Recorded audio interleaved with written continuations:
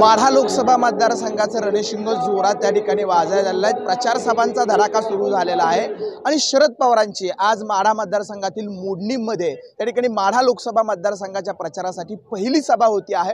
पवारांनी माढा हा अत्यंत प्रतिष्ठेचा मतदारसंघ जो आहे तो केलेला आहे। रणजितसिंह नाईक निंबाळकर आणि धैर्यशील मोहिते पाटील यांच्यात ही सरळ लढत होती आणि मोडणीच्या सभेसाठी लोक जमायला सुरुवात झालेली आहे। सभेची तयारी जी आहे ती आता पूर्ण झालेली आहे। सभेच्या समोर आपण जे राष्ट्रवादी काँग्रेस शरदचंद्र पवार गटाचं चिन्ह आहे तुतारी वाजवणारा माणूस ते तुतारीचं रणशिंग फुंकून वातावरण निर्मिती जी आहे ती सुरू आहे। स्टेजच्या समोर आपण बघताय की रांगोळी टाकलेली आहे आणि माढ्यामध्ये कधी नव्हे तो एवढा ट्विस्ट त्या ठिकाणी निर्माण झालेला आहे। शरद पवारांच्या नंतर विजयसिंह मोहिते पाटलांनी माढा मतदारसंघाचं नेतृत्व केलेलं होतं। त्यानंतर रणजितसिंह नाईक निंबाळकर यांच्या रूपानं त्या ठिकाणी पहिल्यांदा माढ्यात 2019ला कमळ फुललेलं होतं।